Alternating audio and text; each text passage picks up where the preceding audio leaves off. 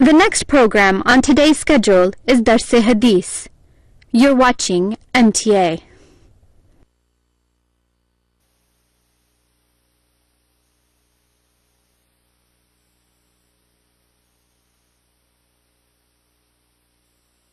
أعوذ بالله من الشيطان الرجيم بسم الله الرحمن الرحيم قل أوحي إلي أنه استمع نفر من الجن فقالوا إنا سمعنا قرآنا عجبا يهدي إلى الرشد فآمنا به ولن نشرك بربنا أحدا وأنه تعالى جد ربنا ما اتخذ صاحبة ولا ولدا.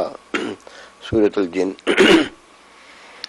وإذ صرفنا إليك نفرا من الجن يستمعون القرآن فلما حضروه قالوا انصتوا فلما قضى ولوا إلى قومهم منذرين قالوا يا قومنا إنا سمعنا كتابا أنزل من بعد موسى مصدقا لما بين يديه يهدي إلى الحق وإلى طريق مستقيم يا قومنا أجيبوا داعي الله وآمنوا به يغفر لكم من ذنوبكم ويجركم من عذاب أليم.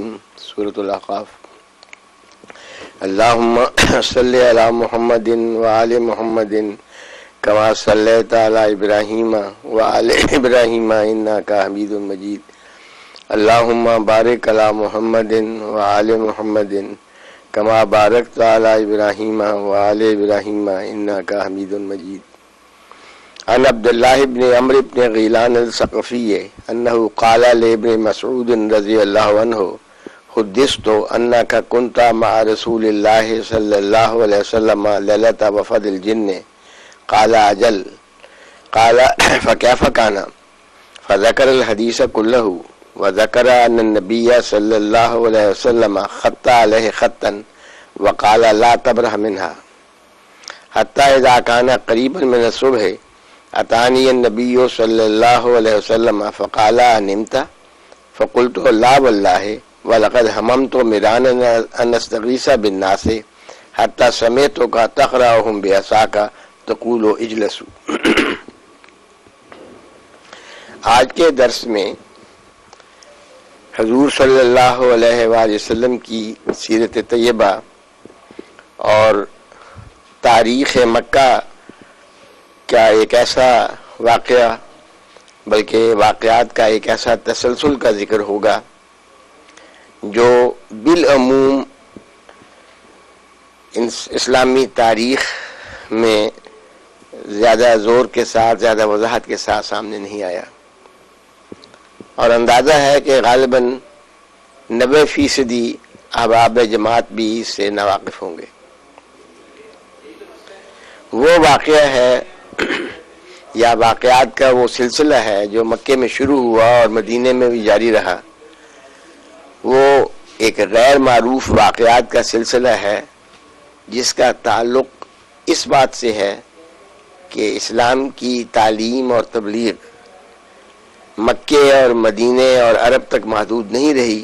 حضور صلی اللہ علیہ وسلم کے زمانہ میں ویسے تو حبشہ میں بھی گئی، بعض اور ممالک میں بھی گئی، لیکن بہت دور دور تک حضور صلی اللہ علیہ وآلہ وسلم نے پیغام بھیجا اور حضور کا پیغام پہنچا، اور وہاں کے لوگ تھوڑی تعداد میں بے شک لیکن مسلمان ہوئے اور انہوں نے اسلام کی راہ میں قربانیاں کی ہیں۔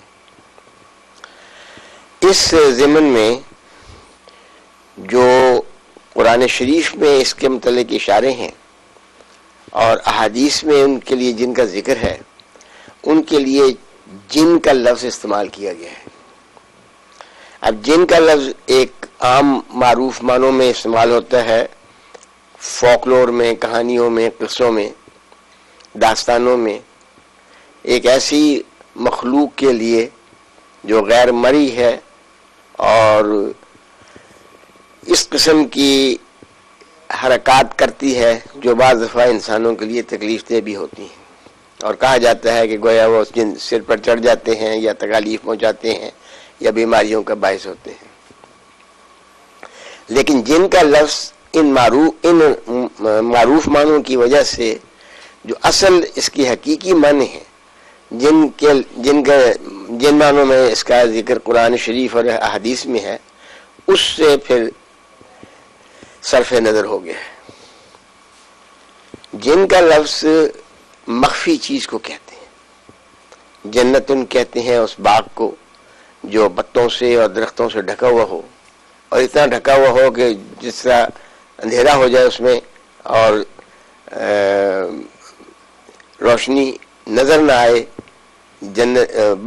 باغوں کی، درختوں کی اور پھلوں کی اور شاخوں کی کے گھنا ہونے کی وجہ سے. جنین اس بچے کو کہتے ہیں جو ابھی ماں کے پیٹ میں ہو. مجنون اس شخص کو کہتے ہیں جس کی عقل پر پردہ پڑ گیا ہو.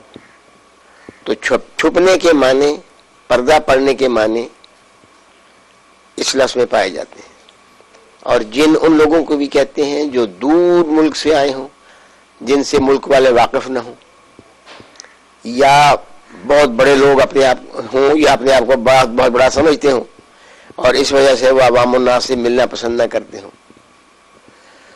تو قرآن شریف میں دو صورتوں میں، دونوں کی آیات میں نے پڑھی ہیں، ایسے لوگوں کا ذکر ہے جن کا حضور صلی اللہ علیہ وآلہ وسلم سے، اسلام سے، قرآن سے وابستہ ہوا ہے، اور وہ لوگ، ان لوگوں کو جن کے لفظ سے ذکر کیا گیا ہے. ایک معروف روایت اس بارے میں، بہت ساری روایات ہیں حدیث میں. مکے میں بھی، مکے کی زندگی میں بھی حضور کی بیرونی ملک سے آئے ہوئے لوگوں سے ملاقات ہوئی ہے. مدینے میں بھی ملاقات ہوئی ہے. کچھ اسلام کی خدمت میں انہوں نے حصہ بھی لیا ہے، جنگوں میں بھی بعضوں میں حصہ لیا ہے، لیکن ان کا ذکر بہت ہی چھپا ہوا ہے. جس طرح جن چھپے ہوئے ہوتے ہیں، اسی طرح یہ قوم بھی، یہ بھی چھپا ہوا ہے. مسیح علیہ الصلوۃ والسلام کا احسان ہے کہ حضور نے اس کو کھول کر اپنی کتاب مسیح ہندوستان میں بیان فرمایا ہے. حضرت عبداللہ بن مسعود ان لوگوں میں سے ہیں جو اس موقع پر جب حضور کی ان غیر ملکی لوگوں سے ملاقات ہوئی ہے وہ موجود تھے. ایک موقع پر وہ روایت کرتے ہیں کہ لیلۃ الجن، وفد الجن، جنوں کا یعنی ان لوگوں کا جو دور سے آئے تھے، وفد جب آیا تو میں بھی حاضر تھا. حضور نے صحابہ سے کہا کہ کسی چلنا ہے میرے ساتھ، میں ان کو قرآن شریف پڑھ کر سناؤں گا. آج ایک وفد آ رہا ہے. تو کہتے ہیں کہ میں گیا، لیکن بعض حکمتوں کی وجہ سے جب وہاں قریب پہنچے تو حضور نے ایک خط کھینچا، ایک لکیر کھینچی اور کہا ابن مسعود کو تمہیں اس سے آگے نہیں آنا. کہتے ہیں میں آوازیں سنتا تھا اور میرا دل کرتا تھا کہ میں جا کے سنوں. بعض مجھے کچھ خطرات بھی محسوس ہوتے تھے اور میں سمجھتا تھا کہ کوئی خطرہ ہے اور میں لوگوں کو مدد کے لیے بلاؤں اور حضور کی حفاظت کا انتظام کروں. لیکن پھر اس خط کو دیکھ کر مجھے خیال یاد آ جاتا تھا کہ حضور نے تو مجھے یہاں سے آگے بڑھنے سے منع کیا ہوا ہے. تو وہ کہتے ہیں کہ حضور نے ان سے باتیں کی اس قوم سے، ان لوگوں سے. اور جس طرح کثرت سے لوگ جب آتے ہیں یا غیر تربیت یافتہ جب لوگ آتے ہیں تو کھڑے ہو جاتے ہیں لوگ. تو حضور صلی اللہ علیہ وسلم کہتے ہیں میں نے یہ آواز سنی ہے. حضور چھوٹی سے اشارہ کر کے ان کو کہہ رہے ہیں کہ بیٹھ جاؤ. کہتے ہیں اس بنا پر میں کئی دفعہ سوچتا تھا کہ حضور کے پاس جا کر یا لوگوں کو بلا کر حضور کی حفاظت کا کوئی بندوبست کروں، لیکن پھر اس خط کو دیکھ کر میں رک جاتا تھا. تو کہتے ہیں حضور صلی اللہ علیہ وسلم پھر صبح کے وقت تشریف لائے اور مجھے بتایا، کہتے ہیں تم کچھ سوئے ہو؟ مجھ سے پوچھا کچھ سوئے ہو؟ میں کہ نہیں، میں تو حضور سویا نہیں، میں تو اس طرح سنتا رہا رات. پھر میں گھبراتا رہا اور میرا یہ خیال مجھے آتا تھا کہ میں آپ کے پاس جاؤں. آپ نے فرمایا تم ٹھیک کیا تم نے. یہ اس روایت میں عام طور پر یہ ذکر ہے کہ یہ وفد جو تھا یہ یہود کا تھا اور نصیبین سے آیا تھا جو عراق کا ایک شہر ہے.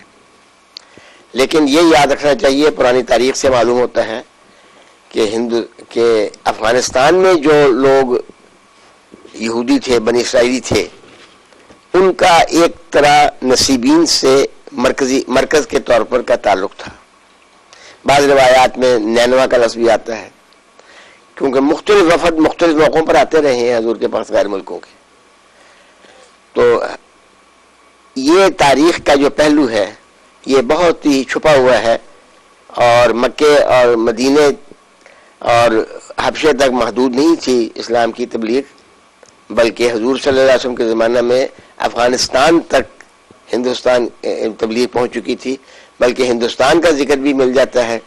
اور یہ بھی بعض تاریخ کے کتابوں سے پتہ لگتا ہے کہ حضور نے جو خطوط لکھے تھے صلی اللہ علیہ وسلم، وہ ان میں کشمیر کے راجہ کا نام بھی حضور نے خط لکھا تھا.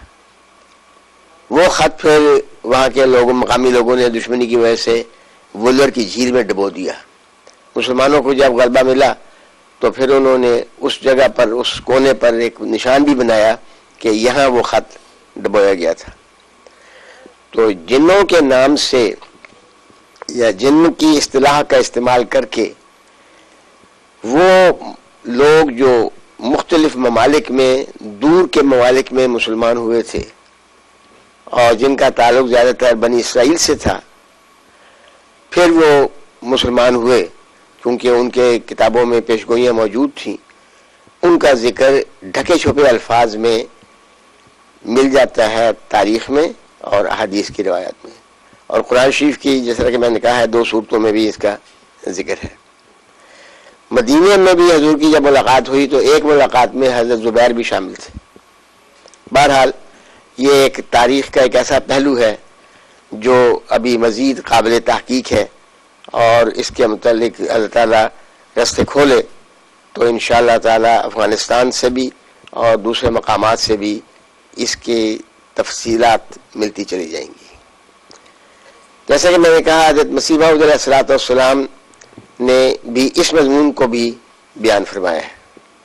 حضور فرماتے ہیں طبقات ناصری، جس میں چنگیز خان کی فتوحات ملک افغانستان کا ذکر ہے، اس میں لکھا ہے کہ شمبیسی خاندان کے عہد میں یہاں ایک قوم آباد تھی جس کو بنی اسرائیل کہتے تھے، اور بعض ان میں بڑے بڑے تاجر تھے. یہ لوگ 622 میں، جبکہ محمد صلی اللہ علیہ وسلم یعنی اس زمانہ میں جبکہ سیدنا حضرت خاتم الانبیاء صلی اللہ علیہ وسلم نے رسالت کا اعلان کیا، ہرات کے مشرقی علاقے میں آباد تھے. ایک قریش سردار خالد نامی ان کے پاس رسالت کی خبر لے کر آیا کہ وہ رسول خدا صلی اللہ علیہ وسلم کے جھنڈے کے نیچے آئیں. 5-6 سردار منتخب ہو کر اس کے ساتھ ہوئے، جن میں بڑا قیس تھا جس کا دوسرا نام کش ہے. یہ لوگ مسلمان ہو کر اسلام کی راہ میں بڑی جانفشانی سے لڑے. اب یہ تاریخ کا ایک ایسا پہلو ہے جو بڑا چھپا ہوا ہے. فرماتے ہیں 5-6 سردار منتخب ہو کر اس کے ساتھ ہوئے، جن میں بڑا قیس تھا جس کا دوسرا نام کش ہے. یہ لوگ مسلمان ہو کر اسلام کی راہ میں بڑی جانفشانی سے لڑے اور فتوحات حاصل کی، اور ان کی واپسی پر رسول اللہ صلی اللہ علیہ وسلم نے ان کو بہت تحفے دیے اور ان پر برکت بھیجی اور پیشگوئی کی کہ اس قوم کو عروج حاصل ہوگا، اور بطور پیشگوئی فرمایا کہ ہمیشہ ان کے سردار ملک کے لقب سے مشہور ہوا کریں گے. ملک کے لفظی معنی بادشاہ ہوتے ہیں. اور قیس کا نام عبد الرشید رکھ دیا اور پہتان کے لقب سے سرفراز کیا. اور لفظ پہتان کی نسبت افغان مؤلف یہ بیان کرتے ہیں کہ یہ ایک سریانی لفظ ہے جس کے معنی جہاز کا سکان ہے. سکان رڈر کو کہتے ہیں، جس کے معنی جہاز کا سکان ہے. اور چونکہ نو مسلم قیس اپنی قوم کی رہنمائی کے لیے جہاز کے سکان کی طرح تھا، اس لیے پہتان کا لقب اس کو ملا. اللہم صلی اللہ علیہ وسلم.